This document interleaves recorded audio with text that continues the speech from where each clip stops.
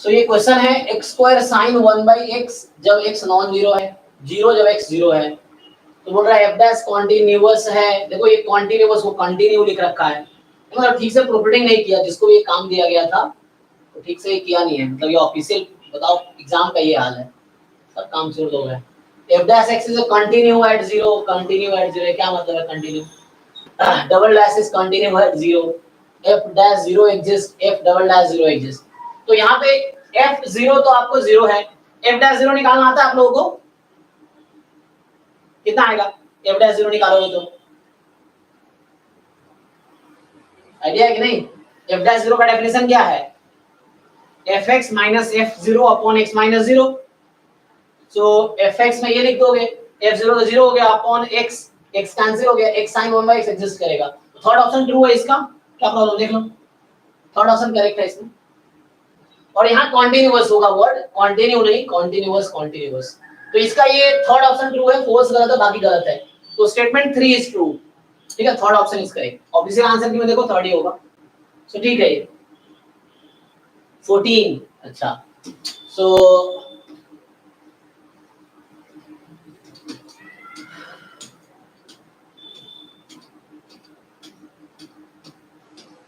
ये 14। तो यहाँ मैं ऐड करा था, हाँ जैसे x लेस देन 1 है, अब यहाँ होगा x more than equal to 1 less than 2, लेकिन 1 की जगह इसने x लिख दिया, तो ये क्वेश्चन गलत हो गया, ठीक है ना। जैसे हमें समझ आ रहा है यहाँ 1 होगा, लेकिन बच्चे सोचेंगे क्वेश्चन करेक्ट मान के सॉल्व करेंगे, तो यहाँ इसने 1 x की जगह 1 लिख दिया है, तो आप कर पाएंगे। तो वैसे ये भी क्वेश्चन ड्रॉप होगा, क्योंकि ये क्वेश्चन गलत है एक्चुअली एग्जाम में, यहाँ 1 होना चाहिए। तो देखो अब क्या है, probability x more than equal to 5, 1 less than equal to 5, इसका फॉर्मूला आपको जानते हो ना, CDF at 5 minus CDF at left hand limit of 1। तो 5 पे CDF क्या होगा, 5 पे तो 1 हो जाएगा, माइनस 1 के लेफ्ट हैंड लिमिट पे 0। तो आंसर इसका आएगा, ये भी गलत ही लग रहा है, तो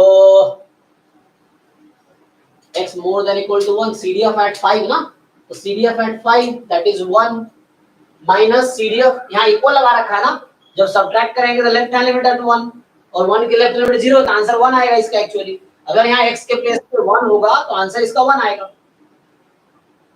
ये गलत लगा रखा है। अच्छा इसने क्या कर रखे होंगे, जिसने आंसर की बनाया उसने क्या होगा, CDF at 5 minus CDF at 1, तो 1 माइनस 1/6, ऑफिशियल आंसर की में ये लगा रखा होगा 5/6, लेकिन वो कब होगा देखो। तो मतलब जिसने पेपर बनाया उसको कुछ नहीं आता क्या, इतना तो करना चाहिए। तो कई बार क्या होता है ना, प्रोफेसर को काम मिलता है, लेकिन प्रोफेसर कुछ होते हैं काम चोर, तो क्या करते हैं अपने स्टूडेंट को काम दे देते हैं। जैसे पीएचडी में यही होता है ना, पीएचडी में सारे काम क्या है, जनरली प्रोफेसर का काम उसका स्टूडेंट कर रहा होता है जो पीएचडी कर रहा है उसके अंदर। अब मान लो उसने गलत बना के भेज दिया, उसने आगे भेज दिया होगा, तो ऐसे भी होते हैं कई बार, खुद ना करके बच्चों से करवाते हैं काम। तो ये जो अभी एक्चुअली है इसका होगा CDF at 5 minus CDF at 1 minus, तो इसके हिसाब से आंसर। और यहाँ बोल रहा हूँ x गलती है, यहाँ 1 होगा, तो फिर 1 माइनस 0, तो ये 1 आ जाएगा। लेकिन अगर क्वेश्चन ये रहता तो आपका ऐसा बनता, CDF at 5 minus CDF at 1।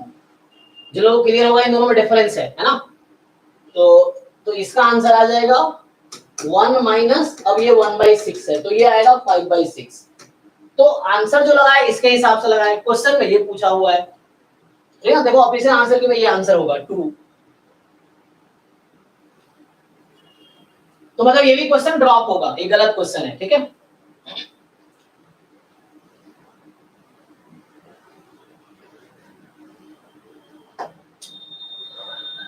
और एक तो देखो यहाँ पे डिस्ट्रीब्यूशन फंक्शन है, तो जनरली हम लोग जो नोटेशन यूज करते हैं कैपिटल F वाला, है ना, तो इस तरह से।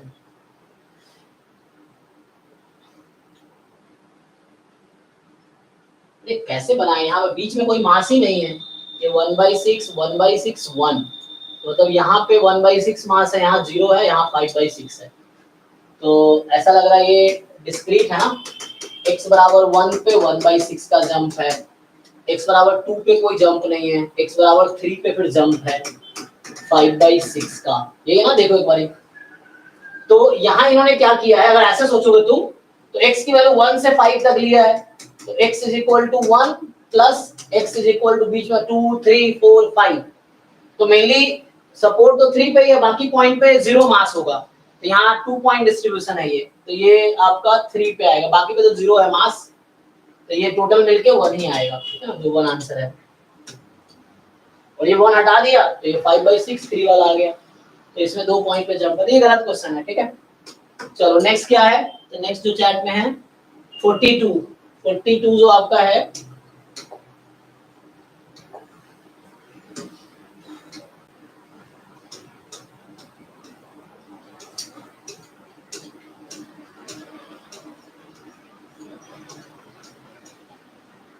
Forty two